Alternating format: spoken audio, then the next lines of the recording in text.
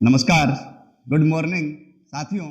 स्वागत करते हैं आपके अपने YouTube channel yes study bye Bhanu sir पर। साथियों, आज की क्लास या आज का सेशन की हम शुरुआत करेंगे मेरे मार्गदर्शक सुभाष सारण सर की 4 लाइनों से। साथियों, सुभाष सारण सर की 4 लाइनें मैं आपके सामने प्रस्तुत करता हूं। तुम अपने शादी में बुलाना जरूर, तुम अपने शादी में बुलाना जरूर और मैं आऊंगा जरूर। एक निवाला ही सही, एक निवाला ही सही पर मैं खाऊंगा जरूर। एक निवाला ही सही पर मैं खाऊंगा जरूर। उस दिन सबके सर पर सेहरे देखूंगा, उस दिन सबके सर पर सेहरे देखूंगा और सारी रात रुककर सातों फेरे देखूंगा, और सारी रात रुककर सातों फेरे देखूंगा।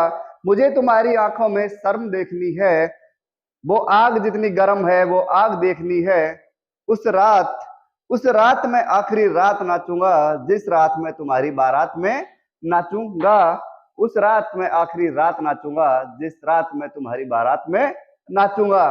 कोई कहे रुखसती के वक्त आंखों में आंसू क्यों नहीं, कोई कहे रुखसती के वक्त आंखों में आंसू क्यों नहीं। मैं कहूंगा मेरे महबूब की शादी है, नाचू क्यों नहीं। साथियों, ये थी हमारे मार्गदर्शक सुभाष सारण सर की 4 लाइनें।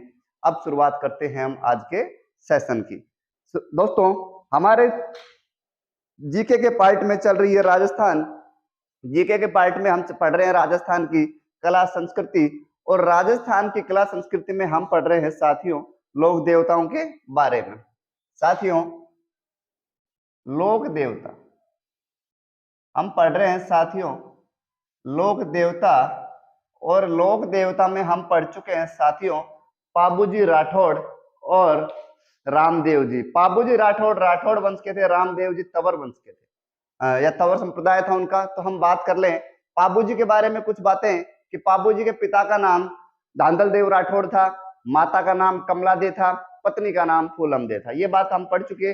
मेला उनका लगता है चैत्र अमावस्या को।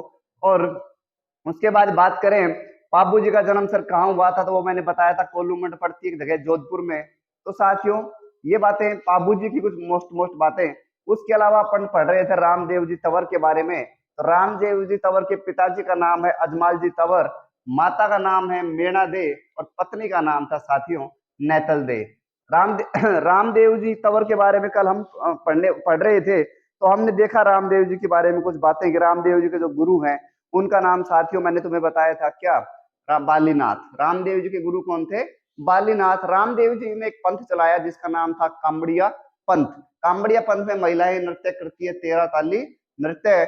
और ध्यान रखें सांप्रदायिक सद्भावना का जहां पर हमें देखने को मिलती है, तो वो मिलती है रामदेव जी के मेले में। रामदेव जी का सबसे बड़ा मंदिर है रूणीचा में, रूणीचा रामदेवरा। उसके बाद छोटा रामदेवरा की बात करें तो हम गुजरात में है। और साथियों, एक मंदिर रामदेव जी का अलवर जिले में भी है, जो गांव है हल्दीना। तो साथियों, रामदेव जी के बारे में हम पढ़ रहे थे। रामदेव जी ने किताब भी लिखी, एक पुस्तक लिखी थी जिसका नाम है 24 बणिया। साथियों, आज हम पढ़ने वाले हैं, आज साथियों हम पढ़ेंगे गोगाजी चौहान। साथियों, गोगाजी चौहान, गोगाजी चौहान। साथियों ध्यान रखें थोड़ा सा, गोगाजी चौहान के बारे में आज हम पढ़ने वाले हैं। सबसे पहले साथियों वही मोस्ट बातें, गोगा जी का जन्म, गोगा जी के पिताजी का नाम, माता जी का नाम, इनका मेला कब लगता है, मंदिर कहाँ स्थित है, पत्नी का नाम क्या है। साथियों, ये चीजें हम देखने वाले हैं। उसके बाद गोगा जी की प्रत्येक बातें हम पढ़ेंगे। तो साथियों ध्यान रखिए, इनका जन्म होता है चूरू जिले के ददरेवा गांव में। ध्यान रखें, चूरू जिले के ददरेवा गांव में इनका जन्म होता है। साथियों, मैं आपसे वादा करता हूं कि इनके माता पिता जितने भी पंचपीर हैं, इनके माता पिताओं की मैं तुम्हें एक ऐसी ट्रिक बता दूंगा जिससे तुम अपनी जिंदगी में कभी इनके माता पिता का नाम नहीं भूल पाओगे। तो साथियों ध्यान रखें, गोगाजी चौहान का जन्म होता है ददरेवा चूरू, और इनके पिताजी का नाम होता है जेवर क्या होता है? जेवर सिंह चौहान, गोगा जी चौहान की हम बात कर रहे हैं। उसके बाद हम बात करें, इनकी माता का नाम था साथियों बाछल दे। क्या नाम था? अपने आप देवी लगती है, पहले लगता था दे, दे से मतलब देवी है। मेले की बात करें तो साथियों इनका मेला आता है भाद्रपद, जो महीना आता है भाद्रपद महीना की जो कृष्ण पक्ष होता है उसकी नवमी, जिसको हम गोगा नवमी भी कहते हैं। तो साथियों ध्यान रखें, भाद्रपद कृष्ण नवमी को इनका मेला लगता है। उसके बाद साथियों बात करें, इनके दो बड़े मंदिर हैं। एक मंदिर है चूरू के अंदर ददरेवा, ददरेवा, और साथियों दूसरा मंदिर हम बात करें तो एक मंदिर इनका पड़ता है हनुमानगढ़ में, जो जगह का नाम है गोगा मेड़ी, गोगा मेड़ी। साथियों उसके बाद हम बात करने वाले हैं कि गुरुजी हमने देख लिया जन्म कब हुआ, पिता का नाम क्या है, माता का नाम क्या है। तो साथियों अब हम बात करने वाले हैं इनके बारे में कुछ और बातें, जो मैं आपको एक एक करके सब बातें बताते चलूंगा। साथियों सबसे पहले ध्यान रखें इनका जन्म, माता का नाम, पिता का नाम, मेला, मंदिर, और साथियों पत्नी रह गई क्या? पत्नी का नाम है साथियों मेनल दे। क्या नाम है? मेनल दे। तो साथियों ये इसके उनके गोगा जी के बारे में कुछ प्रमुख बातें अब हम पढ़ने वाले हैं इनके बारे में। साथियों बात करेंगे 1000 ईस्वी के आसपास की। तो 1000 ईस्वी की अगर बात करें तो उस टाइम महमूद गजनवी शासन कर रहा था भारत पर, और हनुमानगढ़ से होते हुए महमूद गजनवी निकल रहा था, तो वो उससे युद्ध हो जाता है किससे? गोगा जी से। तो साथियों ध्यान रखें, गोगा जी लड़ते हैं किससे? मुस्लिम शासक महमूद गजनवी, महमूद गजनवी। और महमूद जो गजनवी है, महमूद गजनवी गजनवी के साथ युद्ध करते हैं। तो इसमें जब महमूद गजनवी इनको युद्ध करते हुए देखता है तो वो इनको एक उपाधि दे देता है जाहिर पीर। साथियों नामों का अपभ्रंश होने लगा और जाहिर पीर को लोग किताबों में छापने लगे जहार पीर, या जहार पीर की जगह कई किताब तो इनको जहार वीर भी छाप देती है। या हम गोगा जी के मंदिर के बाहर लिखे देखते हैं तो हमें क्या लिखाई देता है? जहार वीर या जहार पीर। लेकिन सही शब्द है साथियों जाहिर पीर। जाहिर का मतलब होता है साथियों साक्षात, साक्षात, और पीर का मतलब देवता। तो ध्यान रखें साक्षात देवता के रूप में लड़े थे गोगा जी महमूद गजनवी से, इसलिए महमूद गजनवी ने जाहिर पीर कहा था। साथियों ध्यान रखें जाहिर पीर भी कई जगह दिख जाएगा, लेकिन जाहिर पीर एक सही शब्द है। उसके बाद बात करें, इनके दो भाई थे मौसेरे भाई, इनके भाई थे मौसेरे भाई जिनका नाम था अर्जन और सर्जन। साथियों इनके दो मौसेरे भाई थे गोगा जी चौहान के, मौसेरे भाई जिनका नाम था अर्जन प्लस में सर्जन। दोनों भाई थे, दोनों भाई गोगा जी के गांव ददरेवा में आते हैं और गायों के साथ लूटपाट करते हैं या गायों को लूटने की कोशिश करते हैं। गोगा जी इनसे युद्ध लड़ते हैं, गोगा जी दोनों भाइयों से युद्ध लड़ते हुए वीर गति को प्राप्त हो जाते हैं। कहा जाता है कि गोगा जी इतना अच्छा युद्ध लड़ते हैं कि इनकी गर्दन कट जाती है। कहाँ? चूरू ददरेवा में इनकी गर्दन कट गई, चूरू ददरेवा में। और फिर भी ये लड़ते लड़ते पहुंच जाते हैं कहाँ? हनुमानगढ़ में एक जगह पड़ती है गोगा मेड़ी, हनुमानगढ़ में एक जगह पड़ती है गोगा मेड़ी। साथियों आप ध्यान रखें, अपने मौसेरे भाई से गायों की रक्षा करते करते मारे जाते हैं और इनका सर कटकर पड़ जाता है चूरू ददरेवा में अपना खुद के गांव में, और धड़ लड़ता हुआ पहुंच जाता है कहाँ? हनुमानगढ़ में एक जगह पड़ती है गोगा मेड़ी। इस कारण इनके दो मंदिर प्रसिद्ध हैं। एक तो है साथियों मैंने बताया चूरू में, तो ददरेवा, चूरू वाले मंदिर को हम कह देते हैं साथियों शीर्ष मेड़ी, क्योंकि यहाँ सिर कट कर गिर गया था, इसलिए शीर्ष मेड़ी।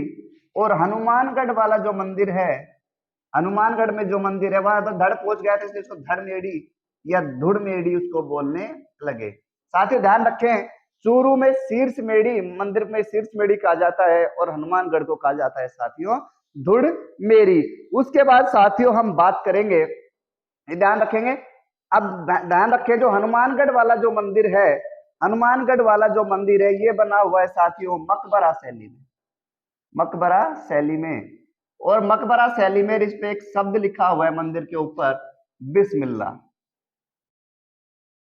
देखो ये कोई ज्यादा आश्चर्य करने वाली बात है नहीं, क्योंकि पीर तो वही थे जिनकी पूजा मुसलमान और हिंदू धर्म के दोनों लोग करते थे। तो ये मकबरा शैली का बना हुआ है। और बिस्मिल्लाह, बिस्मिल्लाह का अर्थ होता है साथियों, जैसे अपन लिखते हैं श्री गणेश किसी कार्य शुरू करते हैं, उसी प्रकार बिस्मिल्लाह का अर्थ भी होता है कार्य शुरू किया जाए या श्री गणेश किया जाए, वही उसका अर्थ होता है बिस्मिल्लाह। तो साथियों ये गोगा जी के बारे में हम पढ़ रहे हैं। उसके बाद साथियों गोगा जी के बारे में बात करें, इनको एग्जाम में साथियों पूछा जाता है कि गोगा जी की ओल्डी कहाँ है। ओल्डी का मतलब कोई भी छोटा कमरा जहां बना हुआ है। तो साथियों ध्यान रखें एग्जाम में आ सकता है गोगा जी की ओल्डी, गोगा जी की ओल्डी।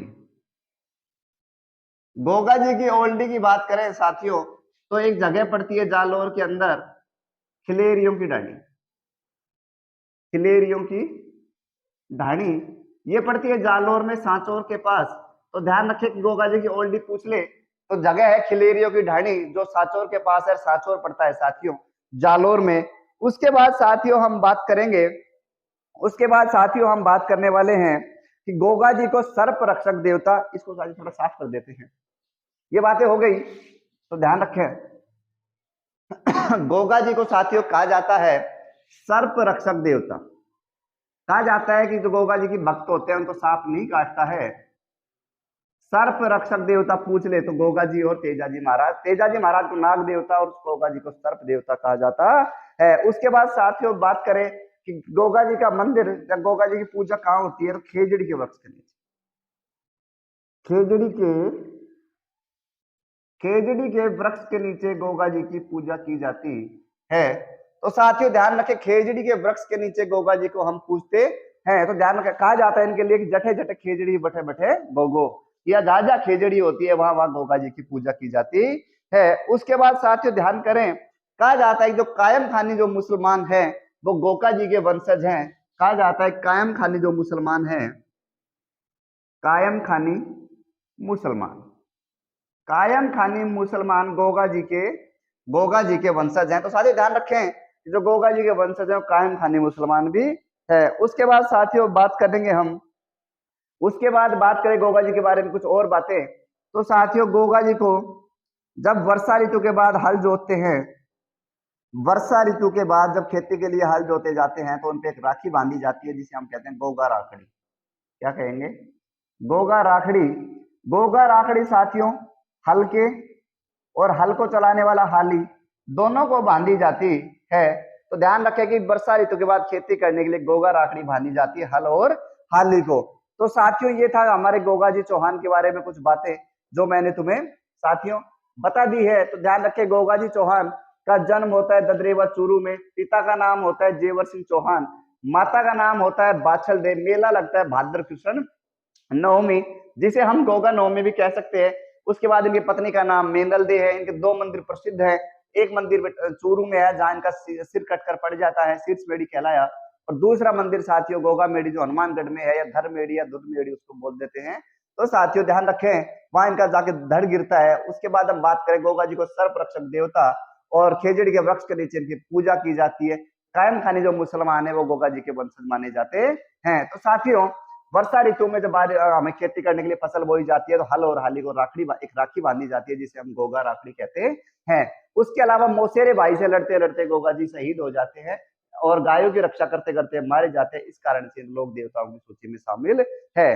तो साथियों ये था गोगा जी चौहान के बारे में। उसके बाद हम बात करें साथियों, उसके बाद हम बात करें हड़बू जी के बारे में। नए लोक देवता लेते हैं हड़बू जी।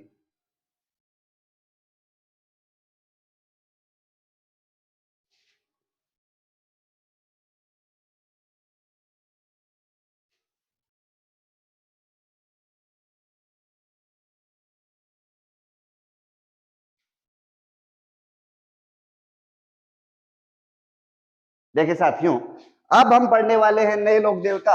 तीन लोक देवता मैं पढ़ा चुका हूं, पाबूजी राठौड़, रामदेव जी तंवर और गोगा जी चौहान। साथियों अब हम पढ़ने वाले हैं हड़बू जी सांखला। साथियों हड़बू जी सांखला के बारे में पढ़ने से पहले मैं बता दूं कि हड़बू जी सांखला भी पंचपीर या लोक देवताओं में शामिल हैं। साथियों इनका गांव होता है, एक गांव पड़ता है नागौर में बुंडेल। बुंडेल पड़ता है नागौर के अंदर। इनके पिता की जब मृत्यु हो जाती है साथियों, तो ये एक गांव पड़ता है हरभमजाल। हरभमजाल साथियों नागौर में स्थित है गांव हरभमजाल, वहां चले जाते हैं और दुनियादारी को छोड़ देते हैं, किसी व्यक्ति से नहीं मिलना है। इनके पिता को इनको इतना गहरा दुख था कि ये सभी को छोड़ त्याग देते हैं। इनके साथियों मौसेरे भाई होते हैं जिनका नाम होता है रामदेव जी। रामदेव जी तंवर के बारे में हम पढ़ चुके हैं। रामदेव जी तंवर इनके मौसेरे भाई थे। तो मौसेरे भाई मिलते हैं हड़बू जी को और समझाते हैं कि तुम्हारे प्रियजन का जाना स्वाभाविक तौर पर तुम्हें दुख होगा, लेकिन हमें अभी कुछ आगे ये थोड़ी है कि हम बैठ जाएं, कुछ कार्य नहीं करें, लोगों से नहीं मिले, लोगों में मिलो, लोगों को समझो, लोगों को समझाओ और तुम भी अपने आप को समझो और समझाओ। इतनी बातें होती है तो वो बोलता है कि अब हड़बू जी बोलते हैं कि मुझे तो पता नहीं क्या करना है, मैं लोगों को कैसे सलाह दे सकता हूँ या उनके पास कैसे बैठूं। तो वो रामदेव जी कहते हैं कि मेरे एक गुरु थे जिनका नाम था बालीनाथ, तो हड़बू जी को भी मिलवा देते हैं अपने गुरु से बालीनाथ। और हड़बू जी के गुरु कौन बन जाते हैं? बालीनाथ। साथियों ध्यान रखें रामदेव जी के गुरु भी बालीनाथ थे और हड़बू जी के गुरु भी कौन थे? बालीनाथ। और बालीनाथ के मैंने बताया कि जोधपुर से निकलते ही मसूरिया पहाड़ी पर इनका मंदिर स्थित है। उसके बाद साथियों हम बात करें, अब ये बालीनाथ से मिलते हैं और हड़बू जी साखला क्या बन जाते हैं? हड़बू जी साखला है तो भविष्य वक्ता, कहने का मतलब भविष्य बताने लग जाते हैं लोगों का। तो साथियों भविष्य वक्ता के कोई पूछ ले कि कौन से लोग देवता भविष्य वक्ता थे, तो हड़बू जी साखला या साथियों मैं इनको कह दूं कि सगुन शास्त्र के ज्ञाता, सगुन शास्त्र के ज्ञाता थे। साथियों ध्यान रखें सगुन शास्त्र के ज्ञाता या भविष्य वक्ता बात एक ही है। बात करते हैं अपन पहुंचते हैं जहां, देखो मैं आपको ले जाना चाहूंगा कि अपन पढ़ रहे थे मेवाड़ का इतिहास, और मेवाड़ के इतिहास में हमने देखा था कि सन 1438 में भारमली की सहायता से रणमल राठौड़ को मेवाड़ के अंदर मार दिया जाता है, या वो मारवाड़ के शासक थे, रणमल मेवाड़ में रह रहे थे, वहां उनको मार दिया जाता है। और उनका जो बेटा होता है जोधा, वो वहां से भागकर बीकानेर में अपने भाइयों के पास एक जगह पड़ती है, मैंने बताया था साथियों काहुनी, काहुनी बीकानेर में आकर शरण लेता है।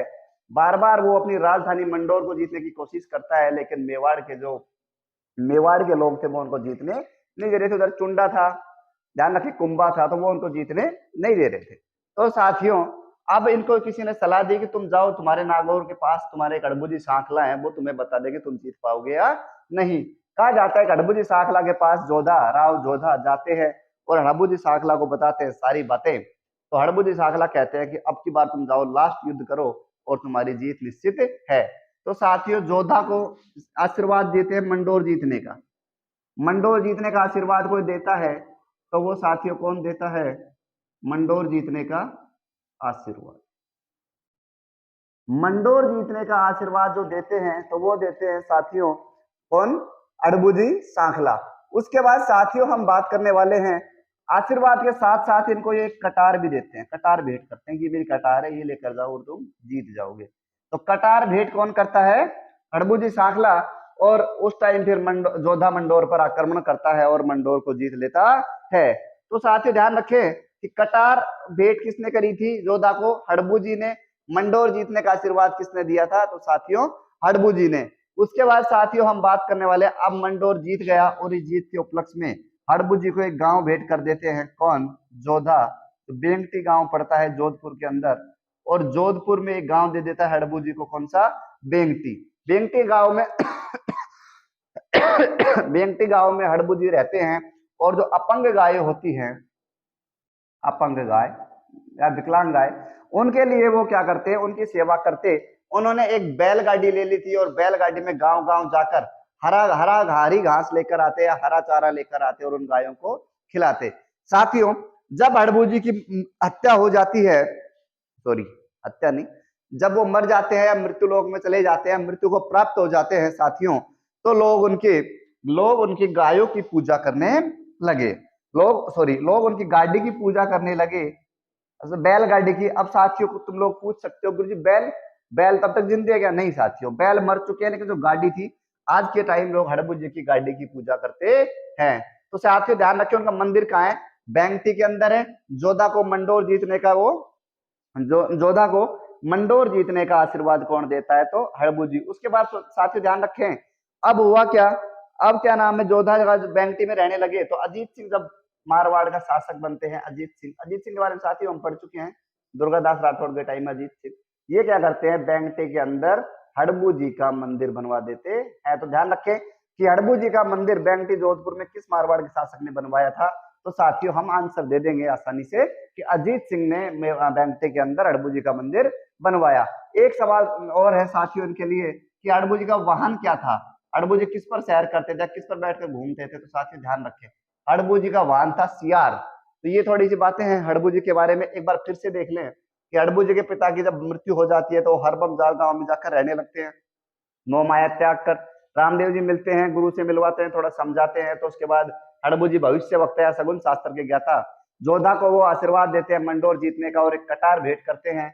उसके बाद जोधा जीत जाता है। आवड़ बावड़ की संधि अपन ने पढ़ी है 1453 में, उसके तहत। और फिर ये इनको एक गांव दे देता है बैंकटी। बैंकटी में ये गायों की रक्षा करते हैं या गायों की पूजा सेवा करते हैं, और बैंकटी में इनकी ये शहीद हो जाते हैं या ये वीर क्या बोलते हैं मृत्यु को प्राप्त हो जाते हैं। इस कारण से ही ये लोग देवता कहलाए। तो साथियों आज हमने बात कर ली है गोगा जी चौहान और हड़बू जी साखला। तो साथियों आज का सेशन आपको अच्छा लगा है तो वीडियो को शेयर करें, लाइक करें, कमेंट करें, चैनल को दोस्तों के साथ शेयर करें, सब्सक्राइब करवाएं। आप लोगों के सपोर्ट से हम मोटिवेट होते रहते हैं, जिससे हम आपको बेहद जानकारी दे सके और अच्छा कंटेंट आपके लिए ला सके साथियों। Thank you.